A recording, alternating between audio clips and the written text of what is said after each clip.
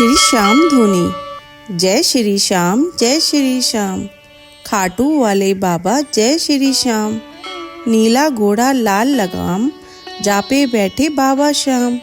जग में सुंदर है दो नाम, जय श्री श्याम बाबा जय हनुमान। जो भी आए खाटू धाम, पहली बार में बनते काम। जो भी बोले जय श्री राम, उसके कष्ट हरेंगे श्याम। मिलकर बोलो बाबा श्याम, सोए भाग्य जगा दे श्याम। हारे के है साथी श्याम, हार बदल दे जीत में श्याम। अर्ज मेरी यही घनश्याम, हमें बुलाना खाटू धाम। जिसने तुमको ध्याया श्याम, जग में तुमने किया है नाम। सुन बाबा मेरा पैगाम, मुझे बुलाना खाटू धाम। भजलो भक्तो एक ही नाम, जय श्री श्याम जय श्री श्याम। हारे का सारा बाबा श्याम हमारा, श्री श्याम दातार। श्री श्याम घनी की जय, बोलो जय श्री श्याम बाबा जय श्री श्याम। गजानन का ध्यान धर गौरीपति मनाए, श्याम घनी का यह चरित्र लिखा है ध्यान लगाए। कलयुग के हैं देव प्रथम, जो देते हैं फलचार, इसलिए कली में उन्हें भजते हैं नर नार। क्या वर्णन करूं महिमा इनकी, यह देव बड़ा ही निराला है। जो शरण में इनकी आ पहुंचा, उसे सर्व सुखी कर डाला है। जो दामन इनका थाम लेवे, उसके कष्ट सभी कट जाते हैं। संकट में अगर पड़ जाए भक्त, तो ये आकर उसे छुड़ाते हैं। ये कथा बहुत पुरानी है, द्वापर का अंतिम पसारा था। उस मायापति की माया में कलयुग का शुरू नजारा था। महाभारत के युग की एक गाथा तुम्हें सुनानी है। इन श्याम धनी के महादान की यह एक छुपी निशानी है। सब समय समय का चक्कर है, बिन समय न कुछ हो पाता है। जब समय पलट जाता है नर का, तब क्या से क्या हो जाता है। थे कौरव पांडव भाई भाई, पर भाईचारा रहा नहीं। आपस की खींचातानी में कुछ कुल में बाकी रहा नहीं। थे धर्म युधिष्ठिर उस कुल में, पर धर्म से पला नहीं। पापी दुर्योधन के आगे कुछ चारा उनका चला नहीं। संकल्प था दुर्योधन का, जीते जी इन्हें मिटा दूंगा।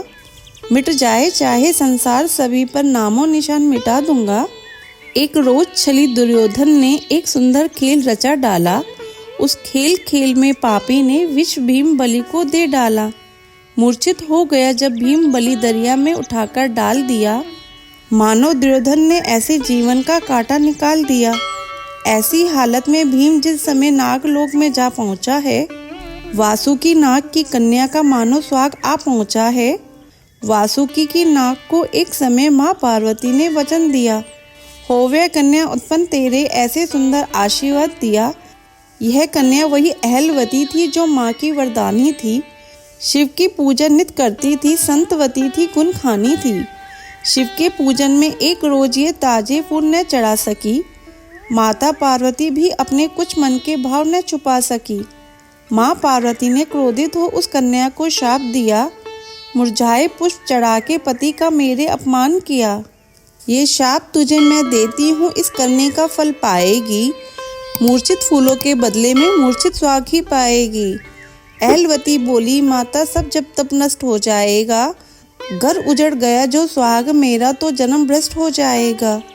अपराध हुआ मुझसे माता, वरदान दूसरा दे डालो। सुख से भर दो झोली मेरी, यह जीवन मेरा ले डालो। बल बुद्धि में होगा अपार, उसे जीत न कोई पाएगा। ये पुरुष वही था भीम, जिसे वहाँ मूर्छापन में पाया है। वासुकी नाग की कन्या ने झट अमृत इन्हें पिलाया है। फिर नारद मुनि की आज्ञा से दोनों का हुआ विवाह वहाँ। इसी तरह से भीम बलि कुछ करते रहे व्यवहार वहाँ। जब आई शुद्धि भ्राताओं की, बोले अब चला मैं जाऊँगा। यह वचन अहलवती देता हूँ, जब चाहोगी आ जाऊँगा। भीम के यहाँ आ जाने से खुशी पांडव कुल में भारी थी। यह वही समय आ पहुंचा था जब महाभारत की तैयारी थी। उधर अहलवती के द्वारा एक सुंदर पुत्र उत्पन्न हुआ। मानो था वो भी महाबली जीवन से सुख संपन्न हुआ। बर्बरिक नाम रखा उसका, और महातेज भी पाया है। यह वही नाम और वही बलि जो श्याम घनी कहलाया है। भिड़ पड़े कौरव पांडव दोनों, आपस में युद्ध घमासान ठना। वो पावन धाम कुरुक्षेत्र, जो मानो आज शमशान बना। ये युद्ध महान भयंकर था, जो नहीं बुलाने वाला था। मर मिटे कौरव पांडव दोनों कुछ साथ न जाने वाला था। बालक बर्बरीक भी माता से ले विदा युद्ध में आया है। उस महाप्रलय में लड़ने को बस 3 बाण ही लाया है। भगवान कृष्ण ने देखा कि बर्बरीक युद्ध में आया है, डट गया अगर ये युद्ध में तो मानो त्रिलोकी का हुआ सफाया है। यह पक्ष भी लेगा उस दल का जो हार मानने वाला है। इसकी ताकत से फिर दल को यहाँ कौन बचाने वाला है। यही सोचकर मायापति मन में अनुमान लगाने लगे। उस वीर बर्बरीक बालक पर माया के फंदे चलाने लगे। भगवान कृष्ण ब्राह्मण बनकर जब सामने उसके आए हैं, बालक की अनूठी देख छवि प्रभु मन ही मन मुस्काए हैं। भगवान ने पूछा जब उससे तो हाल सभी बतलाया है। उस युद्ध में मैं भी भाग लूँगा ये निश्चय मैंने ठहराया है। उस तरफ लड़ूं मैं निश्चय ही जो पक्ष हारने वाला हो, अरमान करूँ पूरे उससे जो उन्हें मारने वाला हो। है आन मुझे इष्ट की मेरे जीते जीव न बाजी हारूंगा। बस इन्हीं 3 बाणों द्वारा त्रिभुवन को मैं सहारूंगा।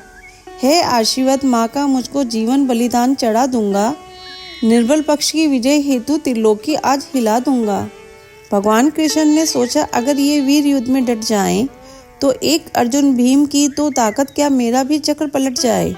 तुम दानी कितने हो देखे ये इच्छा हुई हमारी है। यह सुनकर बर्बरीक बोले मांगते कि सब इच्छा भर दूं, जो अगर जरूरत पड़ जाए तो शीश तार अर्पण कर दूं। भगवान ने वो ही मांग लिया और तुरंत शीश दे डाला है। ये महिमा महादानी की है जो सर्वस्व भी दे डाला है।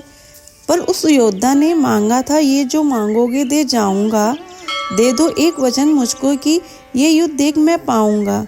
इसलिए शीश को लेकर के प्रभु ने ऐसा विधान किया। उस कटे शीश को युद्ध स्थल में एक खंबे पर स्थान दिया।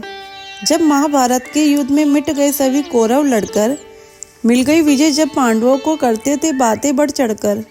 जब बोले कृष्ण भगवान स्वयं ये युद्ध किसी ने किया नहीं, तब फैसला दिया शीश ने ये जो देखा सो बतलाते थे। इस कुरुक्षेत्र की भूमि में मायापति ही दर्शाते थे। भगवान कृष्ण की महिमा से पांडव गण का जयकार हुआ। काली खप्पर वाली द्वारा सब दुष्टों का संहार हुआ।